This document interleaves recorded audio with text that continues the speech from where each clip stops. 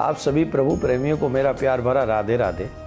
इस वीडियो में हम एकादशी की बात करेंगे, एकादशी का महात्म समझेंगे और इस एकादशी का व्रत करने से, जिसका नाम है पुत्रदा एकादशी, उसका क्या लाभ है।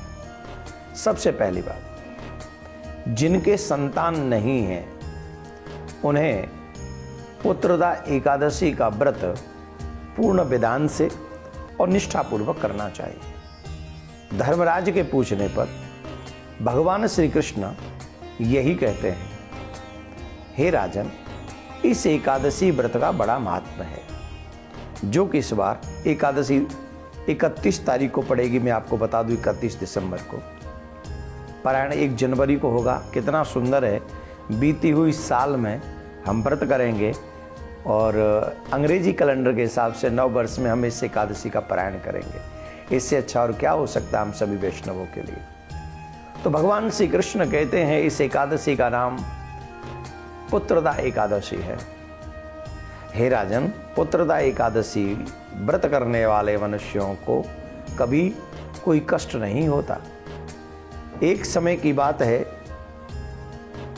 भद्रावती नामक एक नगरी में सुकेतुमान नाम के एक राजा रहा करते थे। उनकी स्त्री का नाम था सेव्या। सुकेतुमान राजा जो थे बड़े धार्मिक थे, प्रजा को पुत्रवत पालन करते थे, पर प्रजा ही पुत्र थी क्योंकि उनके कोई पुत्र नहीं था और पुत्र न होने के कारण वो दुखी होते थे। उनके पितृ जब वो तर्पण किया करते थे तो पितृ भी अश्रु बहाते हुए उस तर्पण को, श्राद्ध को स्वीकार करते थे। सोचते थे कि इसके बाद हमारा श्राद्ध और तर्पण कौन करेगा। सुकेतुमान ने भी कई बार दुखी होकर अपने जीवन को वैसे ही व्यर्थ ही समझा और एक आध बार तो उसने अपने आप को आत्मदाह करने का भी मन बनाया, क्योंकि बिना पुत्रस्य गति लोके, इस लोक में बिना पुत्र की गति नहीं है। जिसके पुत्र होते हैं वो यशमान होते हैं, वो भाग्यवान होते हैं, वो यहाँ भी और पितृलोक में सम्मान पाते हैं। मेरे कोई पुत्र नहीं है, ये सोचकर राजा को कई बार लगा कि मैं आत्महत्या कर लूं, लेकिन शास्त्रों में आत्मदाह सबसे बड़ा अपराध है, पाप है, ये सोचकर वो रुक जाता था। उदास राजा एक बार बियाबान जंगल में गया। वहाँ एक सरोवर में वो पहुंचा, सरोवर के तट पे, तो वहां पर उसे विश्वदेव ऋषिगण मिले। संयोग से उस दिन पुत्रदा एकादशी थी। राजा ने उनको प्रणाम किया। विश्वदेव ऋषि मुनियों ने कहा कि तुम चिंता मत करो, तुम पुत्रदा एकादशी का व्रत करो, तुम्हारे घर में पुत्र होगा, ये हमारा आशीर्वाद है। मुनियों की आज्ञा मानकर राजा ने आके व्रत किया और व्रत करने के बाद में सुंदर, सुयोग्य, पौरुष्य युक्त, यशवान, बलवान, धर्मवान एक पुत्र को जन्म दिया। ऋषियों की वाणी को याद करके राजा बार बार उनको नतमस्तक होकर प्रणाम करने लगे और उस एकादशी का फल उसको मिला, जिसका नाम है पुत्रदा एकादशी। हम इस पुत्रदा एकादशी का व्रत 31 दिसंबर को करेंगे।